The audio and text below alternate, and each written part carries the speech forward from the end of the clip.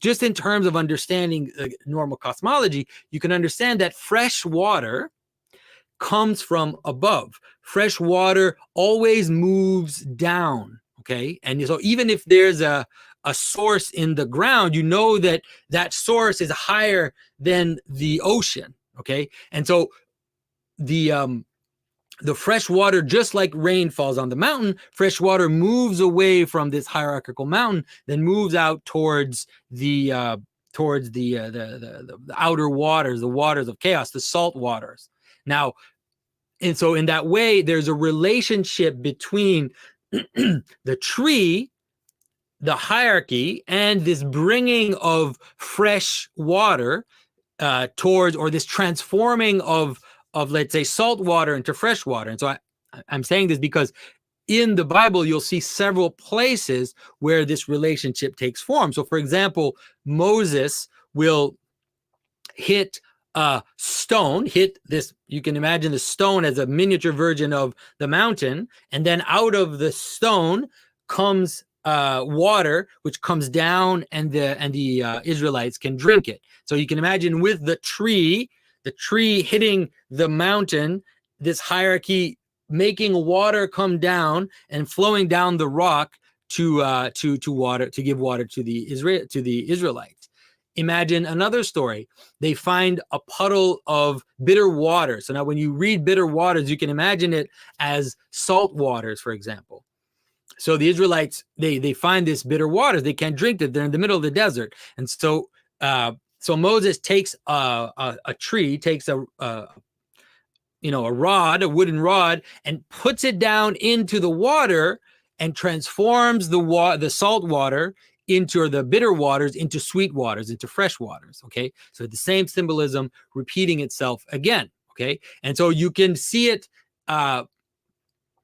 in other ways. For example, the same image, a little different, but it's the same idea. You can imagine the tree as separating the waters too, separating the waters, just like in the beginning, you can imagine God separating the water. So you have to always think in terms of phenomenology. You have the clouds up above, you have the water down below, and the things that go up into the heavens, which connects heaven and earth, are trees, okay, in the natural world, and mountains. And so you can imagine Moses hitting the waters of the Red Sea and separating the waters like God separated the waters at the beginning, but also this idea of the tree as acting as a measurement of order between the two extremes of chaos. Okay.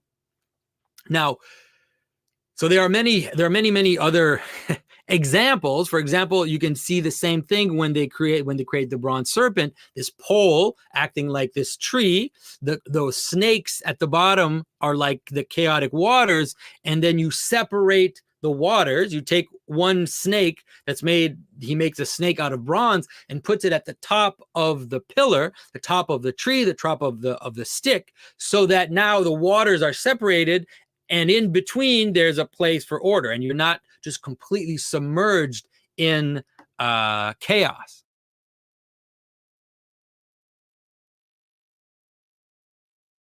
Interesting. So, welcome, Graham.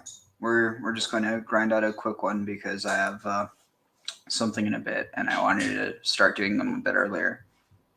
So, no problem. I'm good to go. Yeah. Any thoughts on what he was saying, though? No, it sounds interesting. The whole Red Sea parting it's an interesting topic, especially where it happened. Yeah, it's also interesting because this idea of like two waters, or like essentially, I mean, yeah, actually, I don't know where I was going with that. Anyway, let's see, where is it? Here.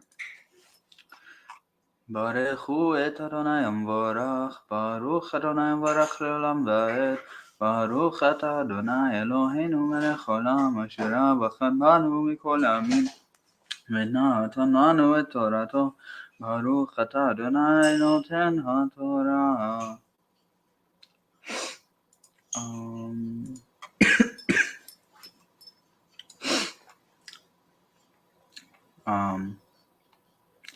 ויאמר אדוני אל משה ואל אהרון לאמר, and Adonai spoke to Moses and to Aaron, saying, כי דבר עליכם פרעה, לאמר תנו לכם מופת, ואמרת אל אהרון, קח את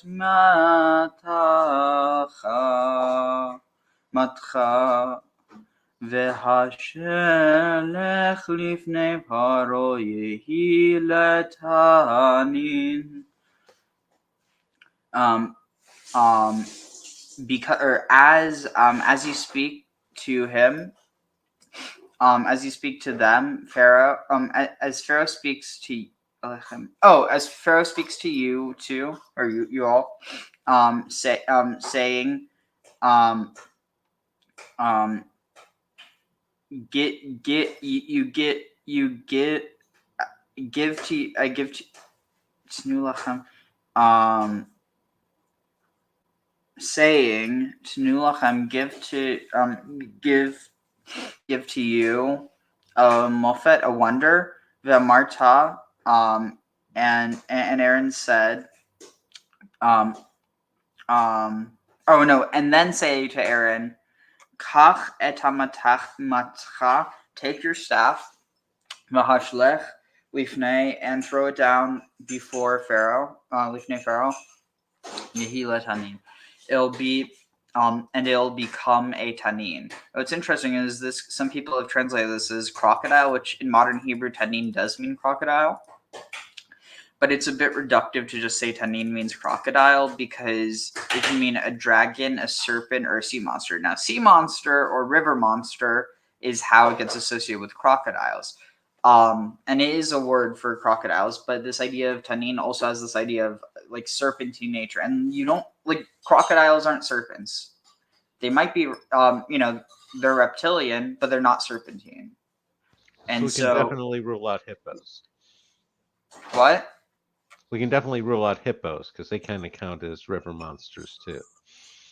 Yeah, but from what I understand, there was a different word for them. I think they might have been called Nahiru or Naharu, like river beasts or something. But So here, this idea though is very much connected to this idea of like a serpent or a dragon or a sea dragon or a sea monster. But it's a personification of chaos. So it's this idea that he can control the chaos, and in essence, it's a show of order over chaos, kind of going on to what Jonathan was saying. But so yeah, I mean the best way to translate it is serpent, because there's a different word for snake. This is not snake. This is serpent. So it's also possible that it could have context of being a dragon, potentially even. Let's see, what's it say for your staff? It's not clear whether his staff is aforementioned one of Moses or of another tradition connected to Aaron. It's interesting because Aaron's staff is like a tree. It's like a living tree connected to like the idea of an Asherah. So, I don't know. Anyway. ויבוא משה ואהרון אל פרעה ויעשו כן כאשר ציווה אדוני וישלח אהרון את מטהו לפני פרעה ולפני עבדיו ויהי לתנין.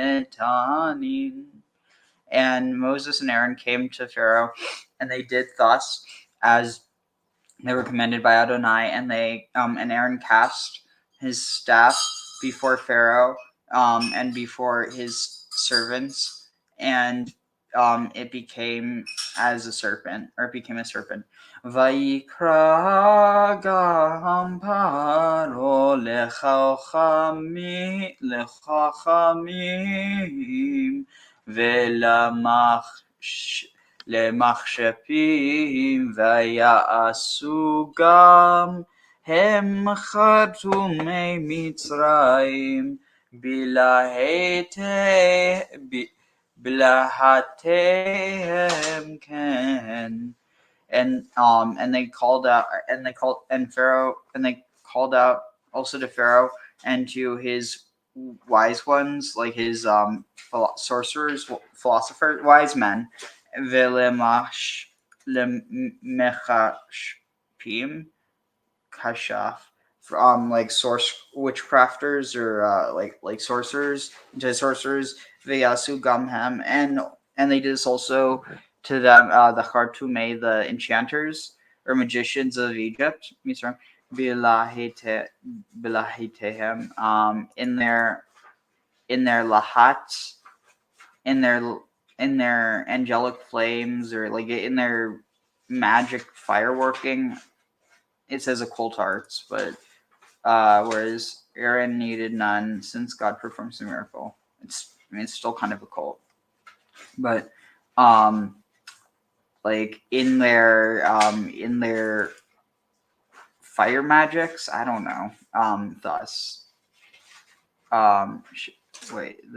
should do thus with her. Oh, he's saying, basically he's calling for them to do also, basically to show, hey, what you're doing, we can do such. Vayashlichu ishmatehu vayiyu letaninim vayibala mate Aharon et matotam. And they cast, and each man cast down his staff, and it became it became a tanin, a dragon or a serpent. Vayibala mate Aharon, and the staff of Aaron swallowed up all the other staffs, or swallowed up their staffs. Again, it's interesting language. So the question is, did Aaron's staff become stronger because all of a sudden it had more like density to it or something? Like, how does this work? I don't know. I was kind of wondering about indigestion because, again, questionable how kosher those, the pharaohs, the staffs of the pharaohs priests were. What do you? Oh, I'm making a joke. No, but now that I mean, to be fair, as long as humans aren't eating the snake at one. Wait, and also, if you eat the snake, does it turn to wood in your stomach? I don't know. Good questions. I don't. You need a midrash for that, don't you? I have a feeling they're like, it's a mystery. Don't think too much about it. But no, they'd probably go into it, in all honesty.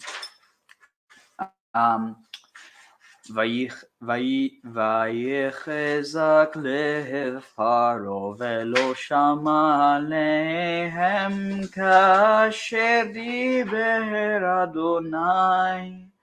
And Pharaoh's heart was strengthened, and he did not listen to them as Adonai had said, or as Adonai had spoke. ויאמר אדוני אל משה כבד לב פרעה מהן לשלח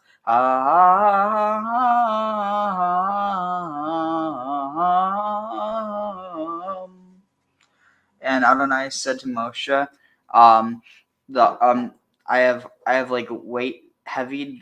I have made heavy or stubborn. I've blunted the what's the word?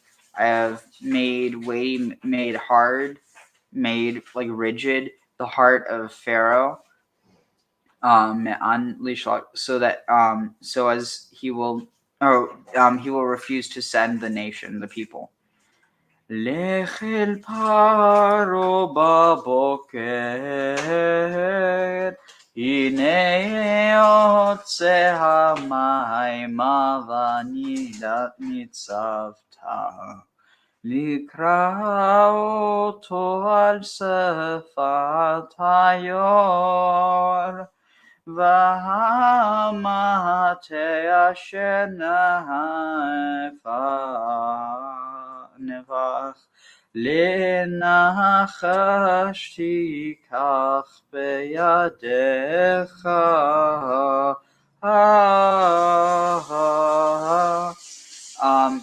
Go to Pharaoh in the morning, and behold, as he goes out to the waters, and stands in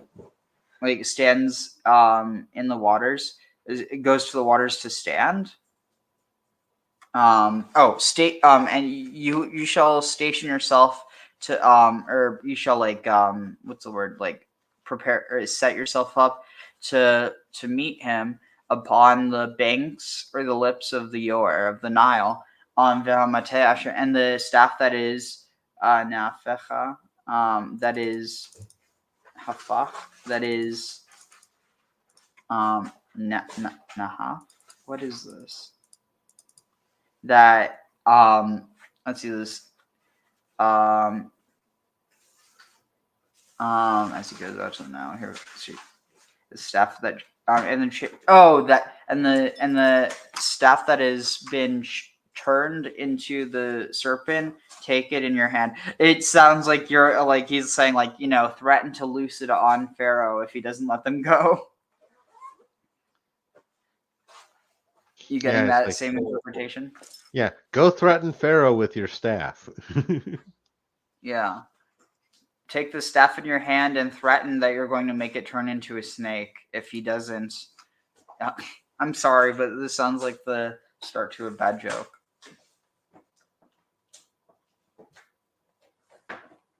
So, let's see, where are we? ואמרת אליו אדוני אלוהי העברים שלח אני עליך לאומר שלח את עמי ויעבדוני במדבר והנה לא שמעת עד כה. And he said to them, say to him, Adonai, the God of the Hebrews has sent me. He has sent me to say, send my people, or let my people go, send my people v'ya'avduni, and that they may serve me in the desert or in the wilderness. V'hine, and behold, lo shamata adko, and behold, they will not be heard until thus. Or wait, here you have not hearkened thus far. I don't know what it's saying. כה אמר אדוני בזאת תדע כי אני אדוני הנה אנוכי מכה במטה אשר בידי על המים אשר ביוער והן נהפכו Ledam.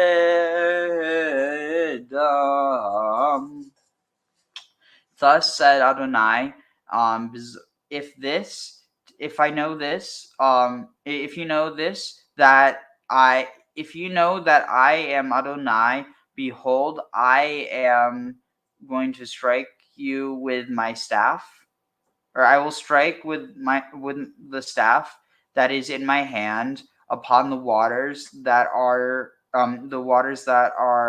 in the Yoer, in the Nile, and they will be turned into blood. So it's interesting. Apparently, this word Anochi, I learned this just today, actually. Anochi is apparently an Egyptian. What? But Assyrian, it's Anaku. So where's the... Apparently, it's Egyptian, but I don't know where. See if I can find something. Egypt. Well, that's not going to help. I guess I'll have to find that some other time. Anyway. So it's interesting though. It's saying that the same way that the staff was turned into a serpent, so too the Nile was turned into blood. Oh. Any thoughts on that? I was going to say, I don't see the direct connection between the serpent and again, you got the serpent of the Nile. The Nile's kind of serpentine, and it has that aspect to it. Don't quite, see the connection with the blood in the Nile, though. It's the lifeblood of Egypt. Okay. But by doing that, it's turning it into death. I think it's just kind of showing that it's supposed to show this power. But I think it's also a clear parallel, or it's a clear adaptation of the Egyptian myth of, I think it was Hathor that was destroying all of humanity. And so then they had to drug her with mandrake wine that was colored red to trick her into thinking it was blood, so she would consume it, become drunk, and then stop her ceaseless slaughter of humanity. Was it wine or beer? Because Mandrake wine, mandrake beer. I mean, it's basically the same. But yeah, I mean, mandrake beer. You're right.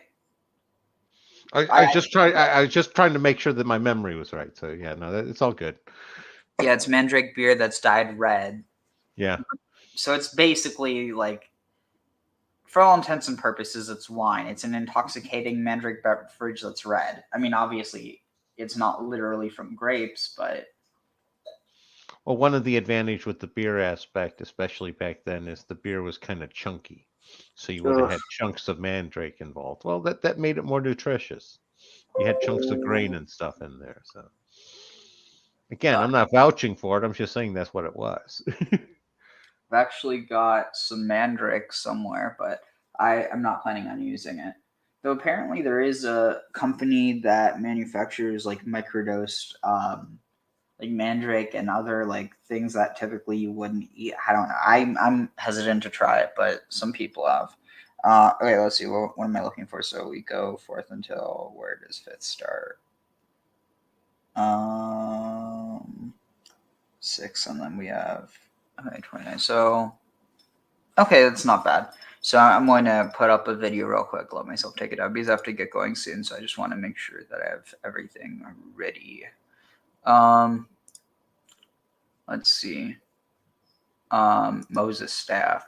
The staff of Moses. Let's see. What can I find about the staff of Moses? Where is the mythical staff of Moses? I've never seen this. No, it's a podcast. I want something with visuals. Now, the blue has no correspondence to Viagra, correct? I think it's a bit early to make that comparison because I don't think Viagra yet existed. That's what I was thinking. Again, Yahweh knows about the future, so. True, but... And besides, that's more connected to Aaron's budding staff. Very true. Let's see, what's this? Is this just another podcast? Oh no, it actually has some. Has his own particular generates. So, from that point of view, we understand why unto Abraham were made the promises, and to his generations, which we know relates, of course, to all of those archetypes that the Elohim that we synthesize in the second graph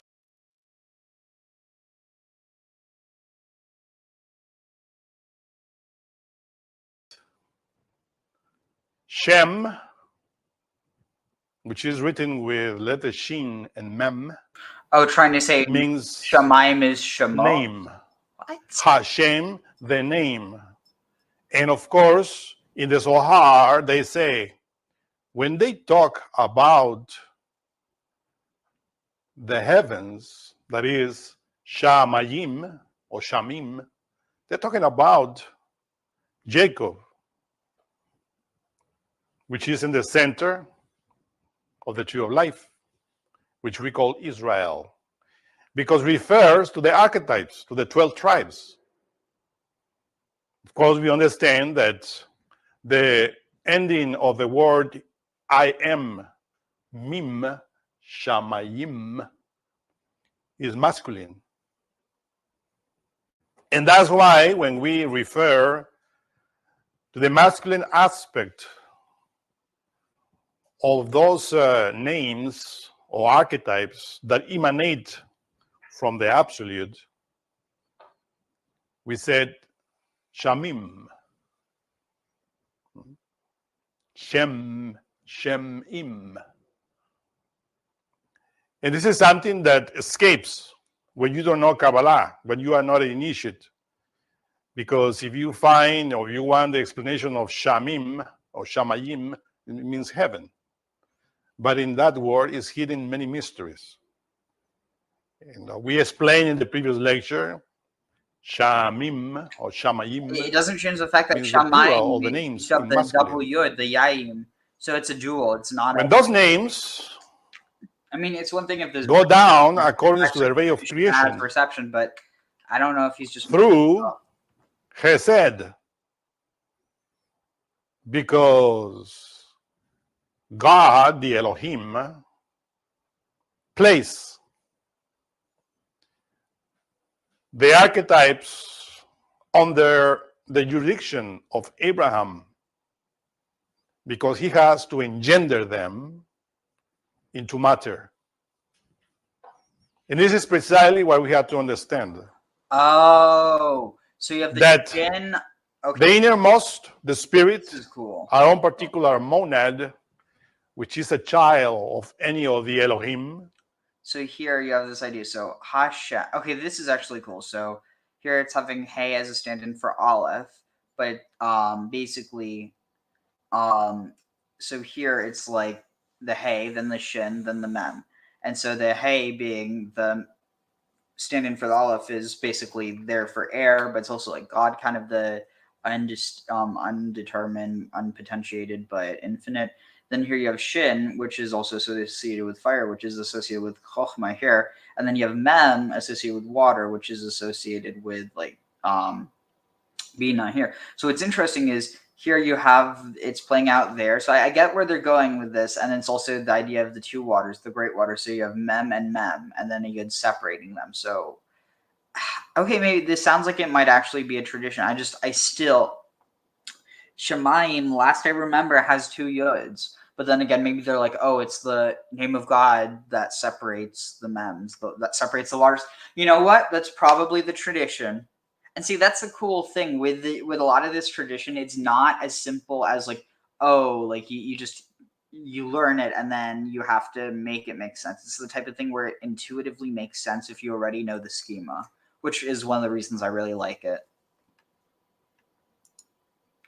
I was going to say, some of it still comes across a little forced in the correspondences for me, but Which part? Oh, I'm not saying anything in particular. It's just one of those where I'm not as comfortable with the underlying structure here. I'm still playing around with the different, tree of life setups and stuff. The other reason is because you have this idea that the first time you have this like concept of 3 is with Bina, which is where. But again, it's the type of thing where you could rationalize anything, so it's not necessary. Yeah. Anyway, you were saying. Yeah, no, it's one of those things where I find it fascinating. It's interesting to learn, but it's one of those. It's just how much I can place a lot of my own personal stock in. Is like listening to like Edgar Casey's interpretation of the Book of Revelation via like internal organs. It's like fascinating stuff. I don't know how much I agree with it though. Tag. Places the archetypes in the matter through the initiation. This is how we see it, how it is. That's why the book of Genesis states, in the beginning, God created the heavens and the earth. The earth, haaretz in Hebrew, is a word that continues after shamayim that we were explaining in the previous lecture. And then after that, it states, in the earth was formless and void. This earth that was formless and void is a matter, which is always feminine, in which in the tree of life is explained in many ways, but refers to Malkut, which is the very end of the way of creation, where we find this three-dimensional world, nature, matter. And that's why when the archetypes penetrate into matter, into what we said in Kabbalah, Ma, because above, the archetypes are within me. Above is me, bottom is Ma, and Eila is in between. That me. Remember, we learned this. But Ma is feminine. And that's why the archetype is feminine. Whoa! Okay, mind blown. Because me, with the yud's masculine, but the hei's feminine. So it's this idea that me, this idea of like God, the creator of the world is masculine, but God in the world is feminine. Yeah, no, that definitely works. Whoa. And then Eila is plural and it's indeterminate. And that's why the archetypes, when they are inside the matter, they are not called Shamim, but Shemat. Because the end of the word Shem with the letter. So yeah, I think this sounds like it actually is something from tradition. Basically, Shemot, when you're living in the world, when you're kind of embodied in this feminine way, Shemot, because it's feminine, whereas Shemaim, it's the same word Shem or Sham, but you're taking an Im or Ot, and the Im is this idea of like in the heavens that's masculine, or more, again, not male, but masculine, at least within the idea of the dichotomy. And so you have this idea that's like the names in the heavens are the people who have passed on, this idea of that people go up to heaven. But it's not just this idea of names, it's literally the people. It's the names of the people. You see where I'm getting at? Yeah, no, I see where you're going with that. The Tav is feminine. This is how it is in Hebrew. When you say Shemat, That means the names, but in feminine plural. And this is how you see it when you study the book of Genesis. Above is masculine, Shemim. Below is feminine, Shemot. And are the same. The archetypes in heaven, the archetypes in earth, which are generated by the absolute in order to acquire self-realization, the development in the universe. But in order for these archetypes to acquire development in the universe.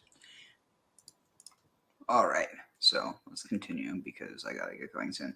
But that's fascinating. Whoa, that blew my mind. That really, dang it, it's like,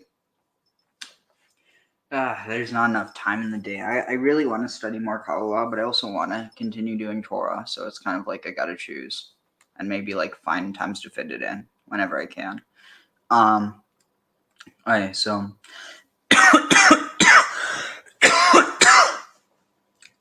in here, what's to say about change? I want to see what this is. Continuing the theme of transformation found in the scene with the snake. Overall, of course, the scene with from slavery to liberation and to responsible society is a major theme in Exodus. And that just says, into blood! והדגה אשר ביואר תמות, ובאש היואר ונילאו מצרים, לשתות מים מן היואר. And the fish that were in the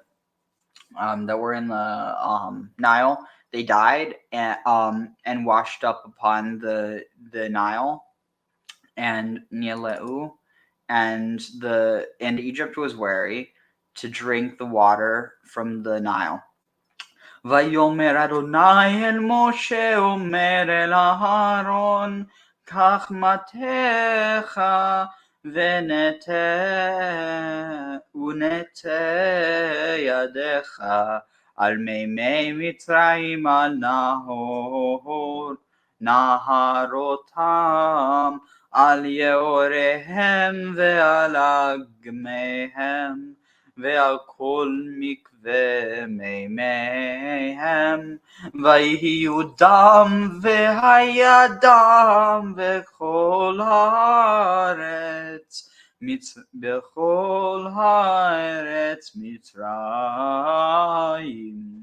ובעצים ובאבנים.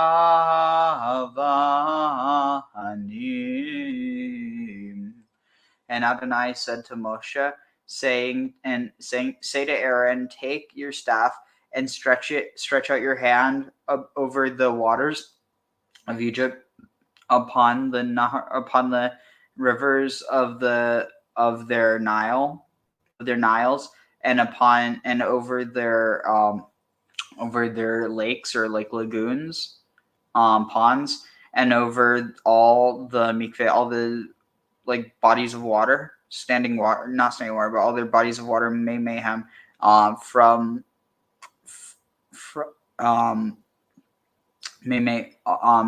their waters, all their like mikveh, all their like wells or collections of waters, and they will become blood, and they will be blood. And all the land of Egypt, there will be blood in all of Egypt, in the trees, in the wood, on the wood and on the stone, or in the wood and in the stone. Interesting. It also seems like a reference to like. Interesting. I think this is a reference to idolatry here. You see where I'm getting at? Yeah, with sort of like the wood being the Asherah poles. Not even specifically just the idea of wood and stone. I'm going to see if there's any understanding of that. And the Lord set, let's see, over their streams, Yoreham, their pools, over their ponds of water, both in vessels vessels made of wood and stone. Let's see. Their streams say unto Aaron, these canals, collection, neither spring out from beneath the water nor flow along, but which remain in one spot, so like standing waters. Etong. French they call it etong. That's Rashi.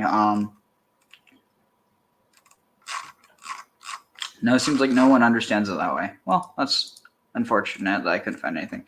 Let's see, stoneware, wooden containers, stoneware. It is unclear what is meant. The context seems to suggest even in their kitchen utensils reflected in the present translation. On the other hand, virtually everywhere in I was right.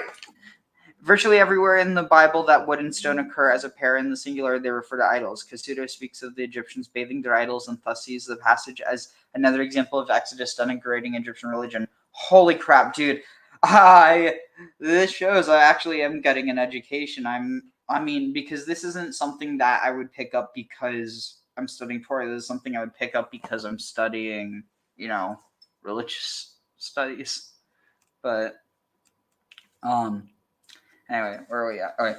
Vayasu ken Moshe ve'Aharon kasher tziva Adonai vayarem b'mateh vayach et hamayim asher bayoer v'leinei Paro le'uleinei avadav vayehafechu kol hamayim asher bayoel adam.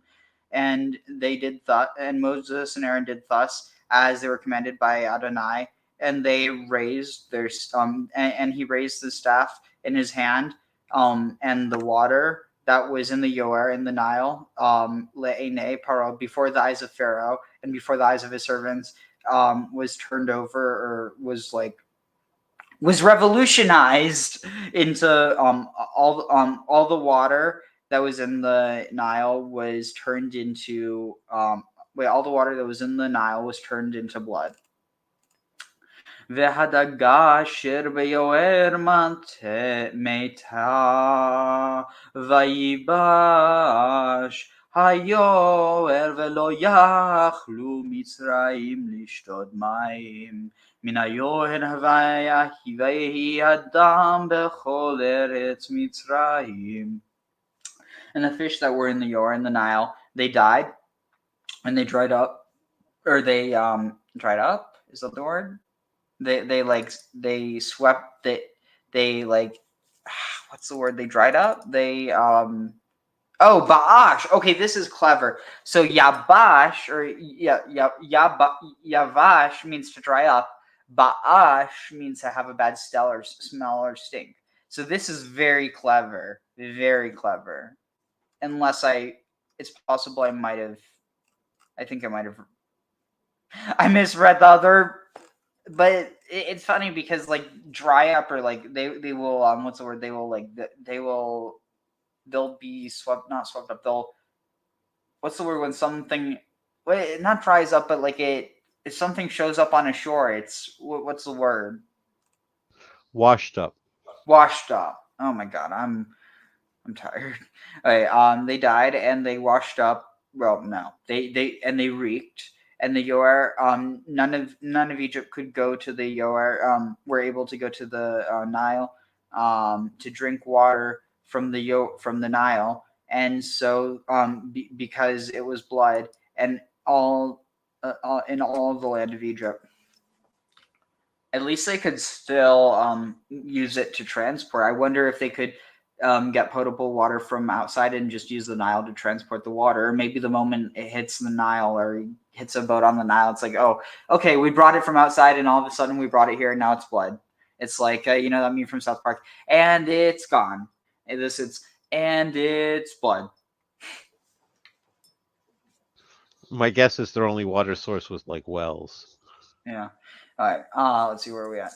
Ve'yasu chen chartumei Mitzrayim בלתיהם ויחזק לב פרעה ולא שמע עליהם כאשר דיבר אדוני and they did thus the sorcerers, magicians of Egypt, did thus in their latehem, in their lotteries, or like in their sorcery, I think is the other word, or in their occult magic, and the heart of Pharaoh was hardened or strengthened, literally, and he did not hear them as they spoke, as Adonai had spoken, or just as Adonai had spoken.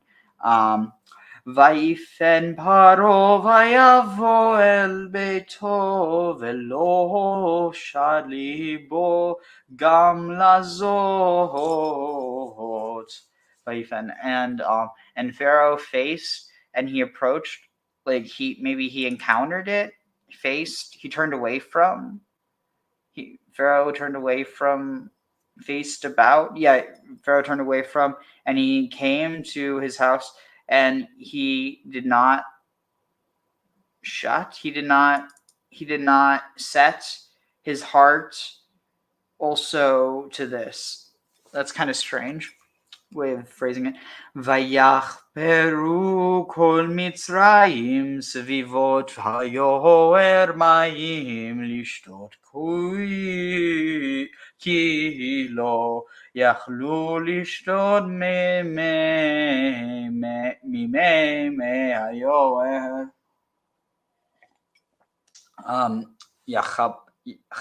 Chapar, and all of Egypt dug Sivivot around the Nile, to drink water, because they were not able to drink from the waters of the Nile. וימלא 7 ימים אחרי הכות אדוני את היוער. And 7 days had passed, or like 7 days had been completed, fulfilled, after Hakot Adonai, after the strikes of Adonai, after Adonai had struck the Nile. And it's important to remember, in the Egyptian context, the Nile was a god, so this was literally a divine battle, a battle between gods. Given it's not very favorable to say that nowadays, because it implies that there's more than one god, and see, the interesting thing is, it wasn't an issue when there were other, like by and large, except for Jews in India, really. And I mean, I guess you could argue Jews in like Western cultures, but even then, there's this basic understanding of either atheism or monotheism. And so because of that, Jews just kind of are like, oh yeah, there's one God, but it's more of this idea, we have one God that we worship. But I mean, throughout history, there's been Jews that recognize that there were other gods. It doesn't mean that they worship them necessarily, but it's very strange to live in a time where it's not just Jews that have the idea of one God. And because all these people claim to profess their belief in the same one God, it gets tricky when that understanding is different. It's like, I really don't think there would be the same issue if it's kind of like, imagine like nobody really cares about what you do as much as your family. So it's kind of like, that's why sometimes the nastiest fights are between families. But that being said, it's kind of like, there are some benefits, but at the same time, I also think there's a large syncretism that was done even before then. So to say that, oh, the world's a better place because you have all these monotheistic religions, it's like, yeah, but is the world actually a better place? I don't think that, I'm not trying to say it's worse, but is it better? I wouldn't say so. Because people still do the same things that they did when they believed in many gods. The difference is their reasoning. But really, at the end of the day, it's the humanity that causes them to do that. It's also what causes them to do good things. But I was going to say, you don't need many gods to justify bad acts. You only need one God. That's not true. You don't even need one. That's true, but I was going to say, now, are you counting as the Trinity as one God, or is that like a polytheism thing? Because opinions are split on that subject. Tag. I mean, let's be honest. I think we should be going off of what people claim, not what what's like, for instance, yeah, I think it's very polytheistic if you look back at its roots, but that's not how Christians understand it. Same way as most Jews don't understand things the way I do, but that doesn't mean that you don't have those roots back to that. Fair So it's enough. like, I was yeah. just asking. So I think it's the difference between the living tradition versus the like what's written in stone, if that makes any sense. That's true. I also see that the underlying metaphysics can be different than what people profess as well, and them not realizing they're professing something different than what their metaphysics or they're believing. You know what I'm trying to say? Yeah. Meg. So this is interesting here. I have to go charge something real quick, but this says even though it says that Adonai is doing the striking, even though it's clear that Aaron's the one doing it, that that it's implying that because it's saying Adonai is doing it, it's basically what's the word, like, he's the one responsible basically, even if the one, like, it's kind of the whole Avatar concept. All right, let's see. Where are we at? Even though Aaron did the striking, it becomes clear the brothers are only agents. Has struck the Nile. Okay. ויאמר אדוני אל משה בוא אל פרעה ואמרת אליו כה אמר אדוני שלח את עמי ויעבדוני.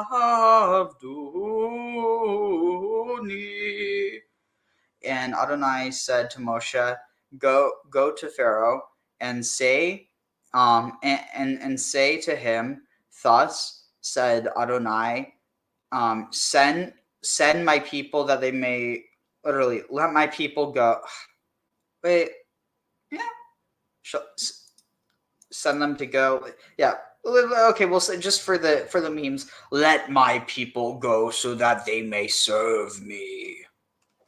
ואם אתה לשלח, הנה אנוכי נוגף את כל גבולך בצפרדעי, בצפרדעים.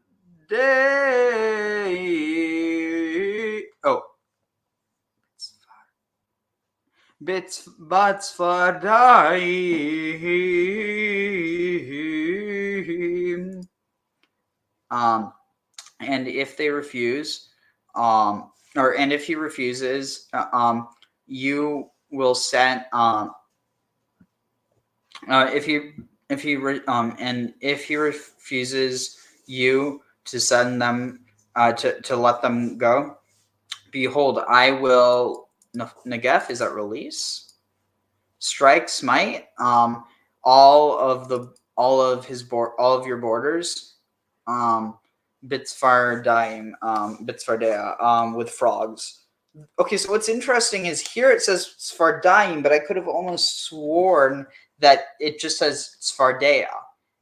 So, or no, it might just be a different part, but it basically implies, because Sfardaim is frogs, Sfardea is frogs. So there's a tradition that it might have just been one giant frog, but it's a funny tradition.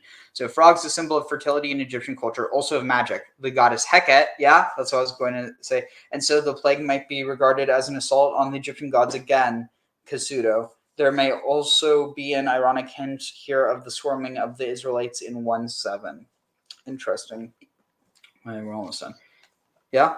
I was going to say, I kind of like the thought of a giant frog attacking ancient Egypt, sort of, Toho Godzilla style. Yeah, it's like jumping and crushing different buildings, like ribbit, ribbit. Again, I think we could do a rework of the plagues here. Yeah. Honestly, that sounds a lot of fun. We need to find someone who can do animation. All right. Let's see. ושרת היו את צפרדעים ועלו באו בביתך ובחדר משכבך ועל מיטותיך ובבית עבדיך ובמעמך ובתנוריך ובתנוריך ובמשרותיך. And they will swarm, and they will swarm, and the Nile will swarm with frogs, and they will come up, and they will go. They'll come out from the Nile, and they will go into the houses and into the halls or the rooms, into the beds. Is that into the halls, into the rooms, into the bedrooms, and upon the beds and couches in the house, and in the house of your servant, or your servants' houses, and in your nation, and in your what's tanor, ovens, in your ovens, and b'mishoretecha, and in your mishore, in your misheret, interesting, and in your household vessels, or in your kneading vessels or something.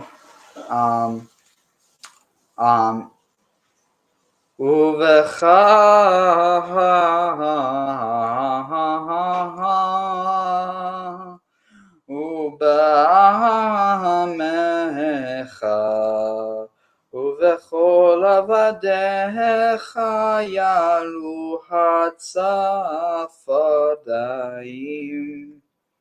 Alright, so let's see. Okay, so here we have just a little bit more to go, but I'm going to take another quick break.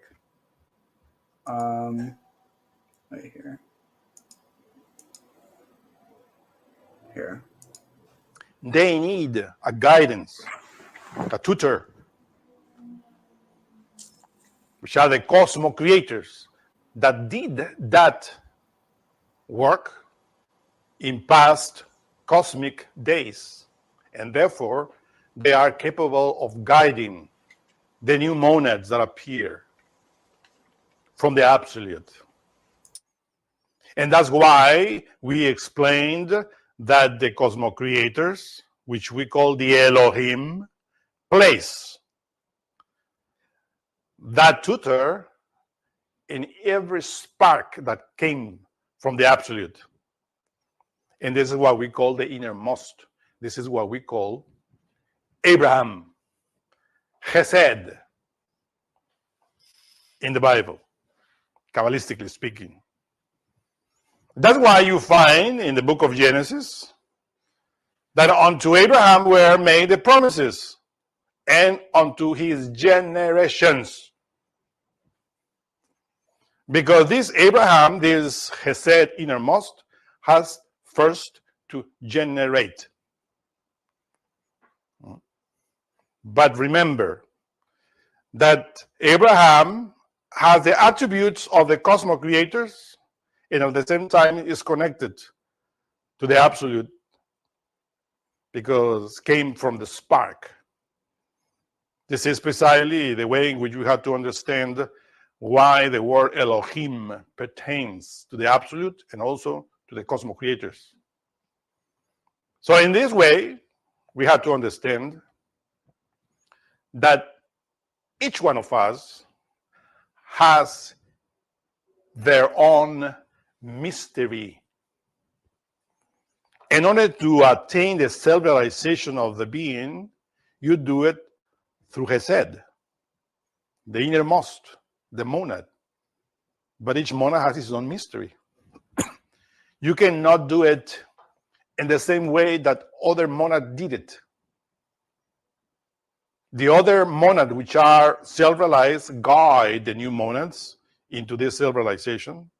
But each one has to develop their own archetypes in their own manner. Because each one has his own mystery. There is not equality in the universe. There's always difference. The gods are different. Each has his own will. When we said will, has his own Moses. Of course, the great master Moses that came a long time ago came in order to deliver that. And that's why the book of Genesis explains in detail how this generation of these archetypes is performed through initiations to those that follow the indications that we are, of course, giving in these lectures little by little, because humanity needs it. Unfortunately, humanity has not the knowledge of Kabbalah, so we had to explain in different lectures, different manners, to finally understand. When Abraham comes from the city of Ur, remember that Ur is or, light, meaning comes from the absolute, because all the cosmos creators also comes from the absolute. So this 𝐤𝐤𝐶 is the innermost, which connects us to our own particular glorian, because the glorian is that part that is a ray that connects us to the absolute. We need to develop that glorian, but that glorian cannot develop. It is not for 𝐤𝐤𝐶, the innermost, that the cosmos creators put there in order for the glorian to become self-realized. So our innermost is the bridge to our glorian. And the innermost are the mysteries that the cosmos creators give us in order for us to do what we have to do.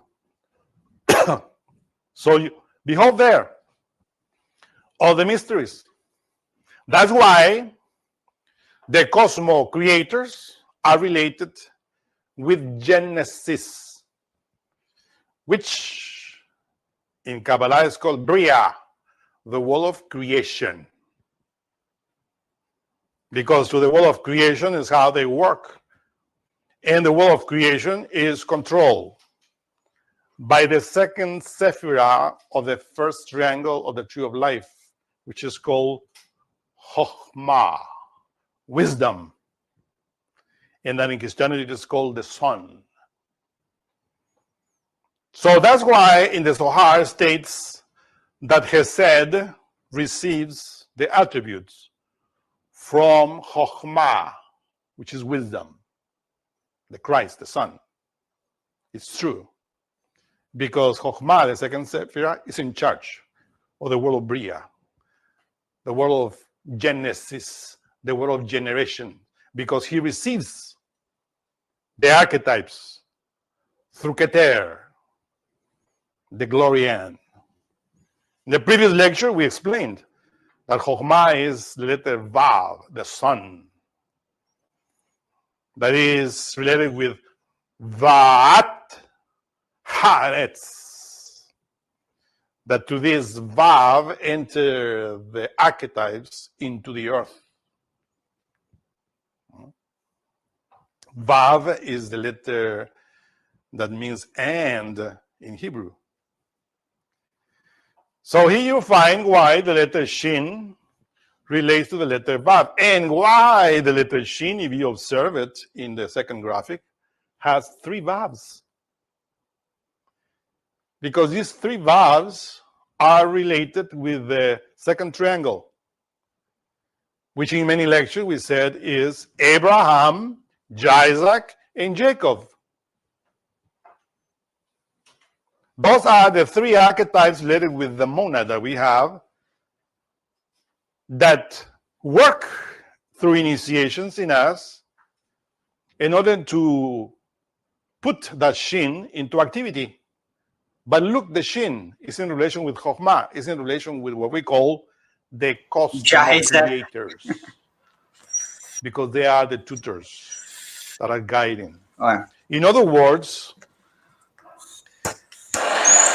the absolute places all the archetypes in 𝐤𝐷 This guy's interesting, but it's definitely more syncretic than I'm willing to say, like, okay, so I don't think this guy's authoritative by any means, but it is interesting to listen to. And again, you know, what's authoritative mean? I just mean within the context of a given tradition. It doesn't mean that means that I believe they have authority over me. You know, it's like, I mean, I don't know. It's like when it comes to And spirit. again, even within the Kabbalistic tradition, what technically is authoritative these days? I mean, at the end of the day, you have this idea, not just in Judaism, not just in Islam, not just in Buddhism, not just in Hinduism, but this idea of a line of transmission and of being able to verify something by going back. Well, to be fair, Buddhism has, you know, the Prayatka Buddha, where you can basically become the Buddha just from experiencing the world. The trade-off is you can't teach that. That's the Bodhisattva who can teach. Yeah. Anyway, here, let's continue. Oh, wait, no, we're going back to this. Here.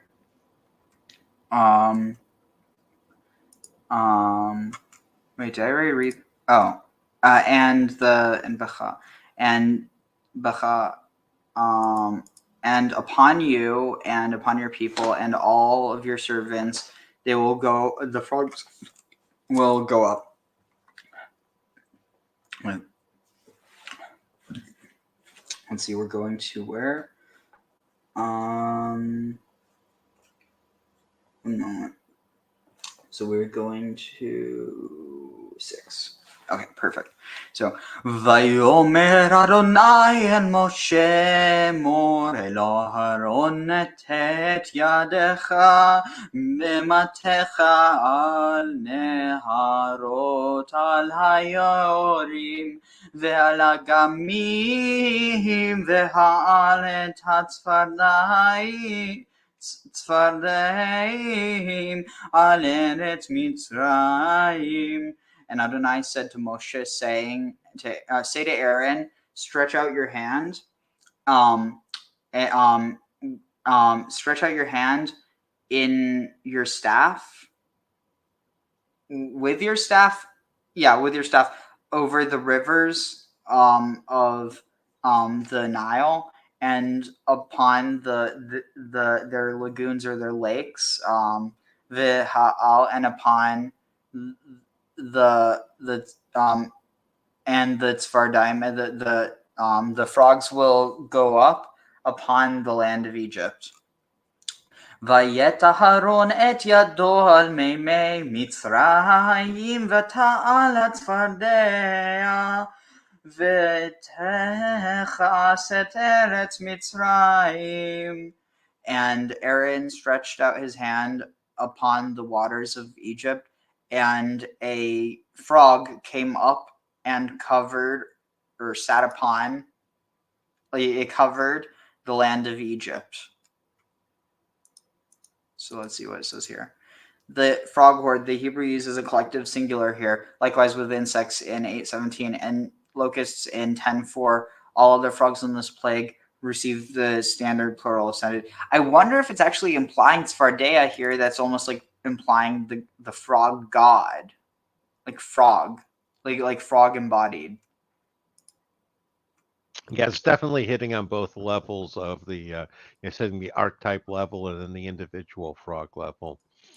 One of the things, and again we'll probably get into it later as well, is the idea that so many of the first plagues are, you know, you can map towards the Thera eruption and the aftermath. Tag. All right, this is interesting.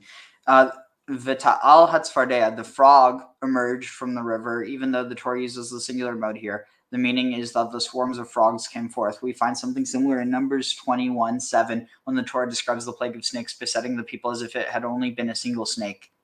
V'isar me'aleinu et hanachash, turn away from us the snake. May he remove the snake from us. Let's see. Anything else? And the frogs came, literally frog came up. Really, there was only one frog, but when they struck at it, it was split into many swarms. This is a midrashic explanation of the usage of the singular noun here. in Sanhedrin and Exodus Rabbah. But as a literal explanation, one must say that the swarm of the frogs is denoted by the singular form. Similar is, and there was the kinim, the swarm of insects. In Old French Padulier, a swarm of lice, so here to say Vita al Hatzfardea means, and there came up a grenouille, Old French, a swarm of frogs. Interesting. So, wait, where is I going with that? Shoot. Oh yeah, so it's almost like a hydra, except instead of growing heads, it just poofs into. It's like one of those things that you that like it just keeps splitting off, or like what is it from Star Trek, the Tribbles. That was exactly what I was thinking. Or they're born pregnant. Tag. The Tribble Trouble, the trouble with tribbles. Let's see.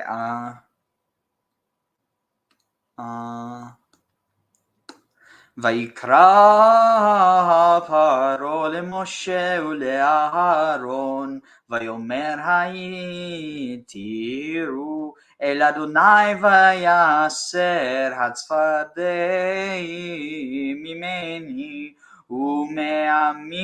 ומעמי ואשלחה את העם ויזבחו לאדוני.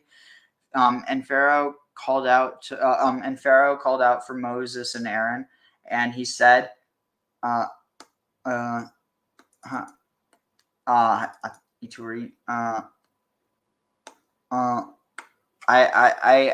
thee, or I pray to Adonai to turn the frogs from away from me and from my people, and to send, and I will let the people go sacrifice to their Lord, to Adonai.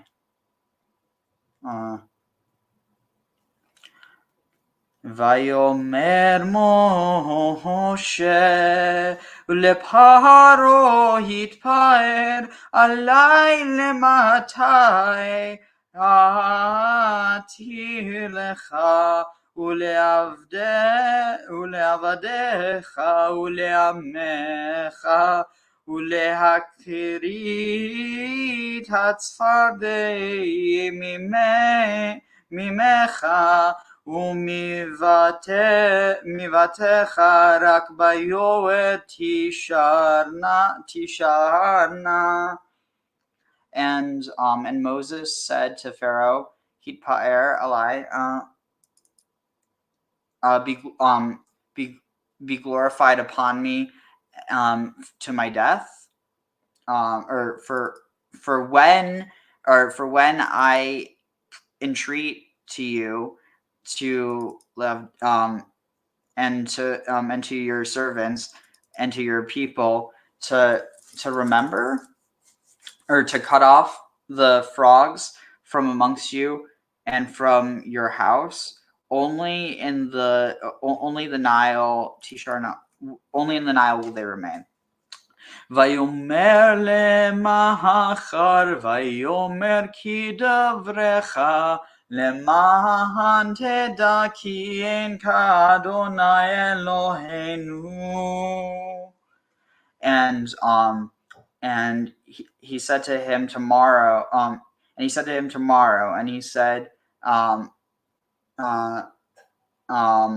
like your words, or according to your words, on account that I will know that there is none like Adonai our God. So it's interesting. It's almost, is he implying ours as in Pharaoh's as well? Because this seems to imply this kind of generality, like not only exclusive to Israel at this point, but I'm not sure.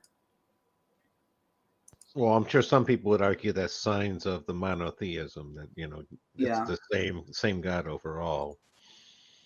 Again, given that Egypt worshipped a whole lot of gods, the idea that they would have also worshipped Yahweh alongside of their other gods is not inconceivable either.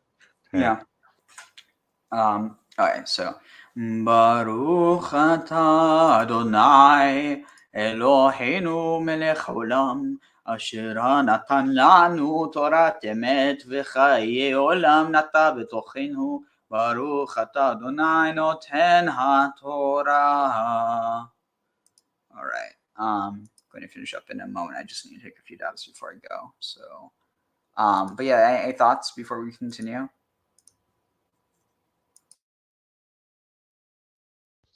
Again, it's the whole uncomfortable with the idea of the hardening Pharaoh's heart. It's I'm much more of a free will kind of guy. Kind of argues against Pharaoh being quite as bad as he's traditionally perceived to be. And again, I kind of like the idea of a Toho movie version of this. That could go well. I mean, I think it's important to keep in mind that it's also much deeper than that. So it's this idea of hardening his heart. It's not as simple to say that, oh, God made him the bad guy, even though that is a level to look at it. It's about what can you find deeper, because it's like they wouldn't just write it. They would, why wouldn't they just say he was a bad guy?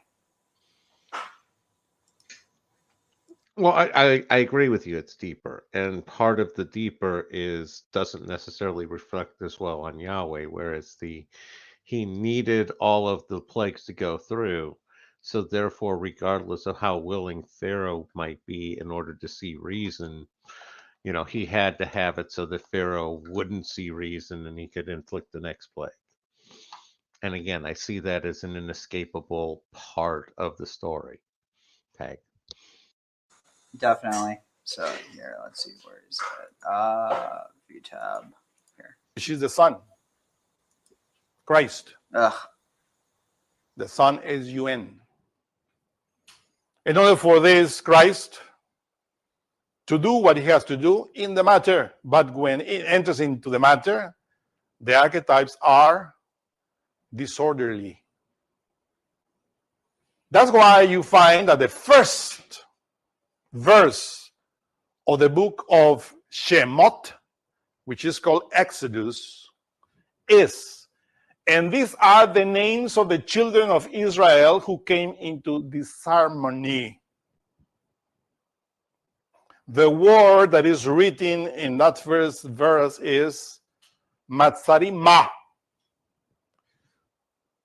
Remember that in Hebrew, Matzarim, Mitzrahim, they came into disharmony. So the children of Israel who came into disharmony. What is he saying? The word that is written in that first verse What he's is saying, Matzarim.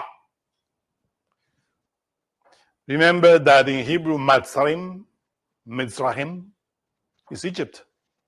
This is how it is translated. no, he's talking But about the first like a verse of civil war Genesis among has the brothers, not the brothers and the people getting into disputes amongst themselves. Disharmony is what he was trying to say. the hey at the end of this word is completely different. That means disharmony. So it means that these are the names, or these are the names that we call Shamim of heaven that enter into the earth and are in disharmony. This is how we have them. Because we are the earth. We have them in disharmony.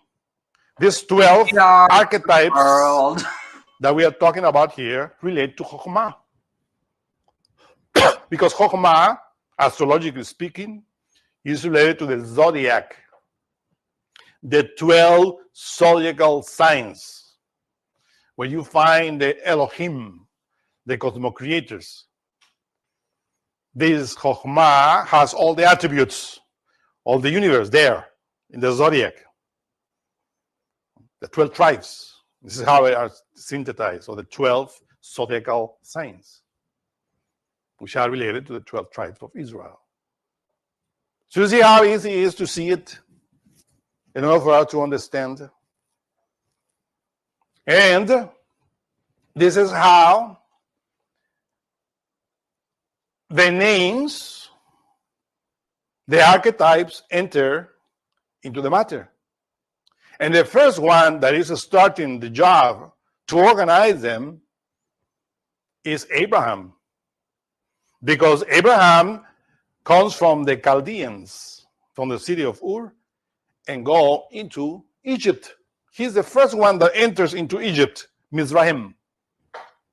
Why?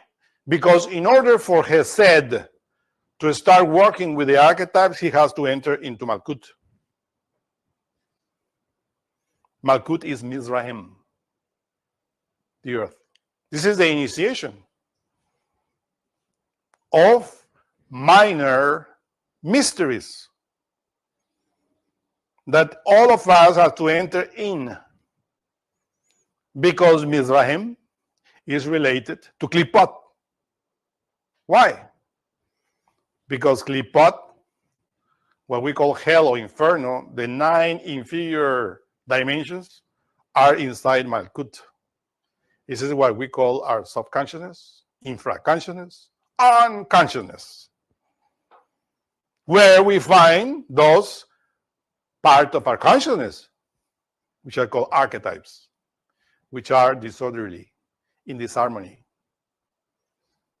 But when Abraham enters there, start organizing them, receiving initiations, and he first confronts, for the first time, the big crocodile, the great crocodile, which is called Vaera, or the Pharaoh,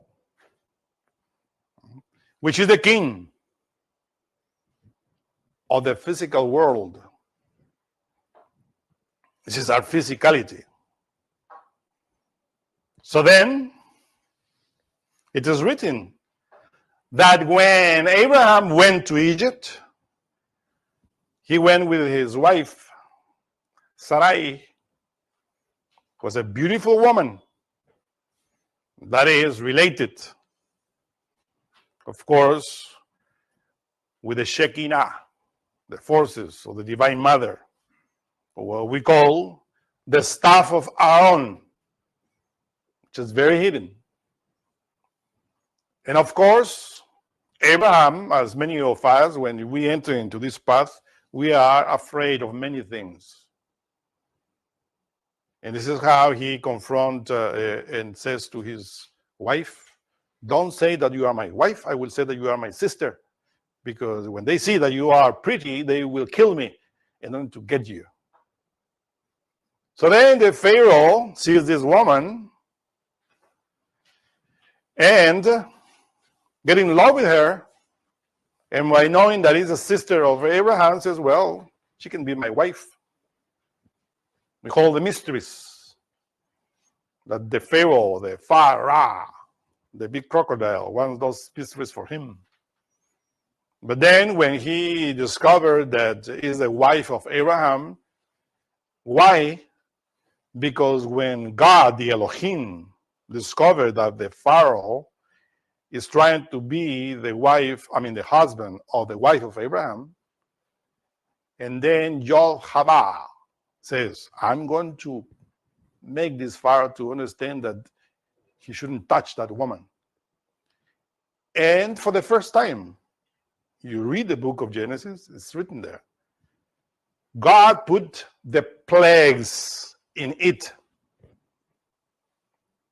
So when you find and you think, oh, the plagues are just related with Exodus. No, you find in Genesis how the Pharaoh received the plagues and then talks with Abraham and says, what did you tell me that was your wife? Here, God is punishing me because of you. Take your wife out of here with all your wealth. Sounds like something else might have been going on there, you know? Like, they get sick after Sarah comes into the household. What are you implying? Some sort of she brought a disease in, or I'm joking. or she was just a horrible cook and she made them all sick with her cooking. No, there's some scholarship that implies that Abraham and Sarah were maybe spreading around a sexually transmitted disease, and that's why they couldn't get pregnant. I don't know. It's weird. It's like I have an issue when people start trying to apply that, because it's like, okay, but it's like, then how come they're all of a sudden able to? Like, clearly there's something else going on in the narrative. And it's like, I think that obviously there can be a lot of reality to myths, but also when people try to make reality fit too much, they can end up just missing the point. Yeah, I like my cooking explanation tag. Yeah. and leave me alone. So Abraham leaves Egypt with a lot of riches into the land of Canaan, I believe. But before the Pharaoh receives the plagues. And this is very important to understand.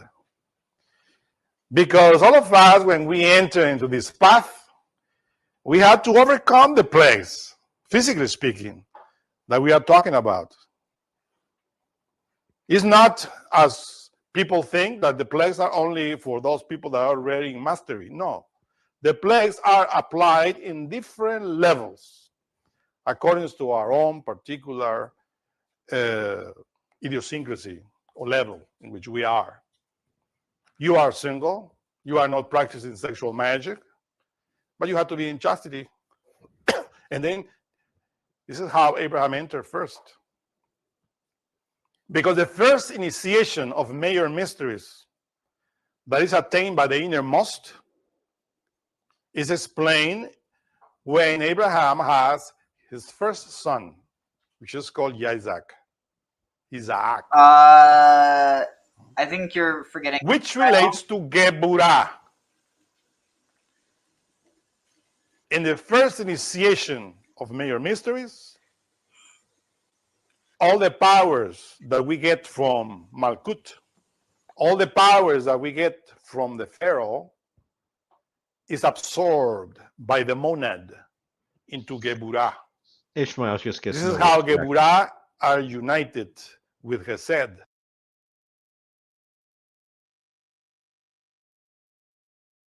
All I said was Ishmael gets no respect. This is how you explain it and how you study when you study the life of Abraham with Isaac. Isaac and Abraham relates to the superior parts of the monad, 𝐤𝐻 and 𤤅𝓉𝐻. And of course, that's related with the first initiation of major mysteries. When Abraham is generating, when the innermost is generating, beginning to generate. But before that, they had to pass the ordeals of 9 mysteries, the mysteries of the initiations, minor mysteries, 9. Because indeed, the 10 plagues that we read are related to Malkut. The first are the mysteries that we had to develop in relation with sexual alchemy, chastity. So the first, we will say, plague that is all over the world is fornication. That all of us fell into it because of ignorance. But from that comes other plagues, which the Bible calls little wisdoms or knowledge that are acquired in Malkut, that people think relates to God, but does not relate to God. We place below, let me show you,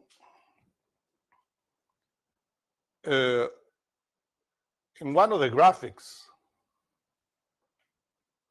that if you search for it, we name the 9 negative things that we had to avoid when we enter into this path. In the book of Deuteronomy, chapter 18, verse 10 and 11, we find what we are quoted there. Deuteronomy is called Devarim in relation with the tree of life. Devarim is in relation with the second triangle. Dabar, the word, because in the second triangle is when we incarnate the word of God.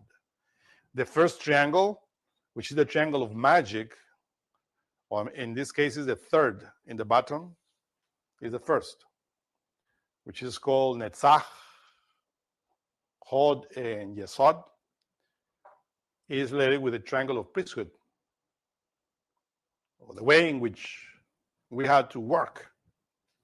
That comes after Exodus, because all the book of Exodus or Shemot explains the exit of those archetypes from Malkut into the tree of life in different steps. This is how we have to understand it. But in order to overcome that, we have to follow this second law written by Moses called Deuteronomy.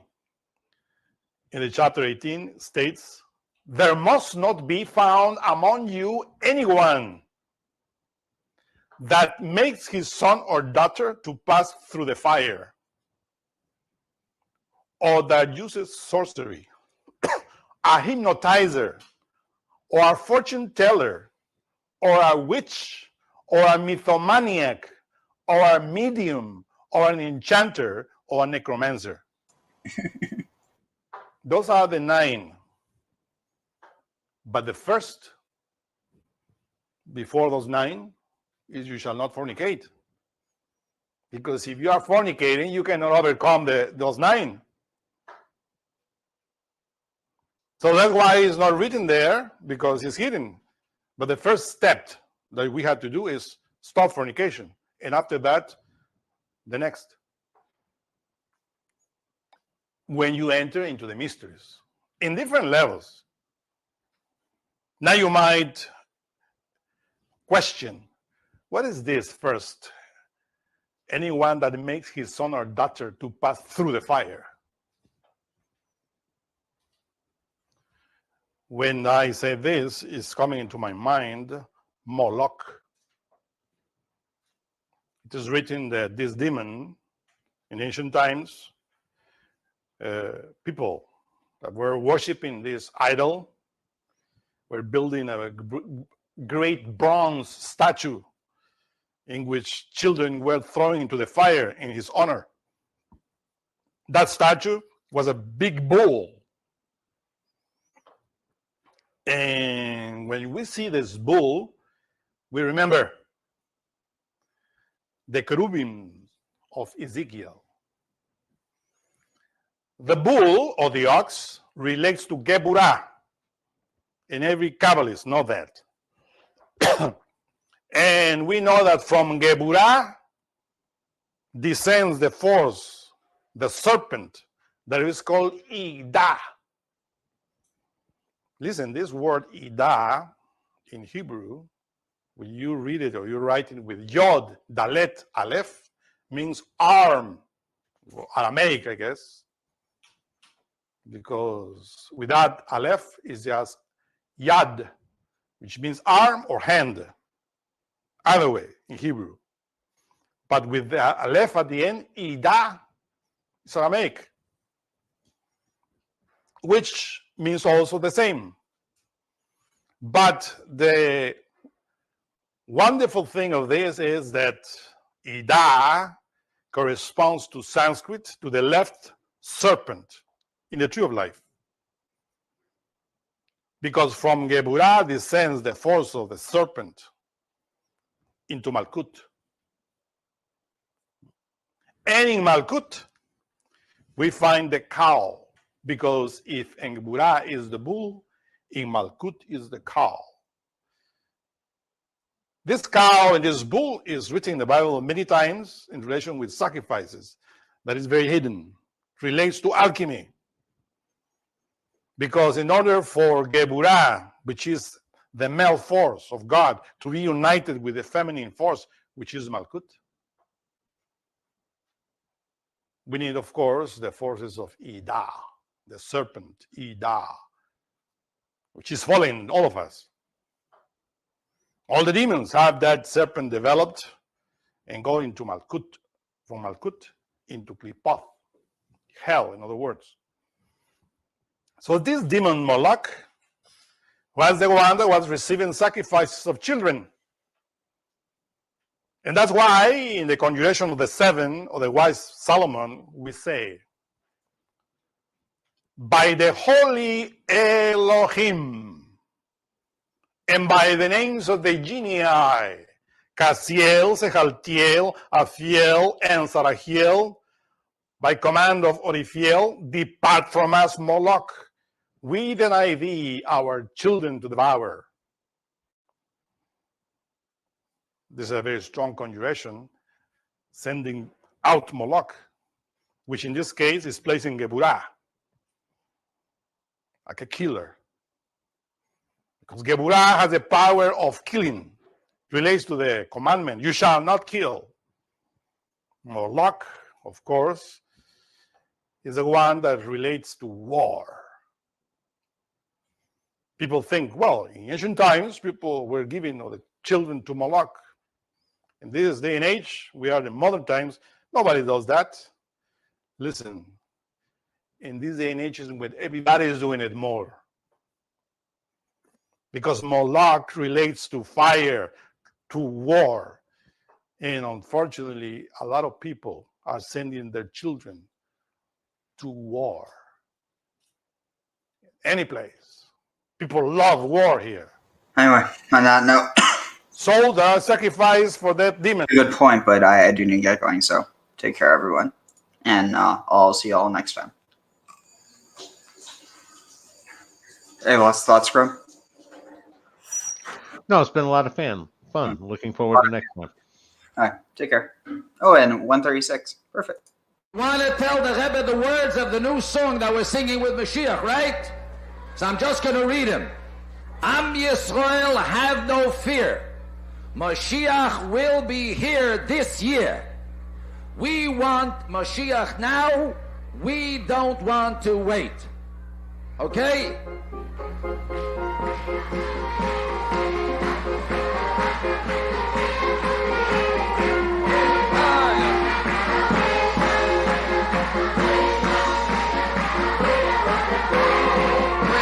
Mashiach now, we want Mashiach now, oh yeah, I'm Yisrael, have no fear, Mashiach will be this year. I'm Yisrael, have no fear, Mashiach will be here this year. We want Mashiach now, we want Mashiach now, we don't want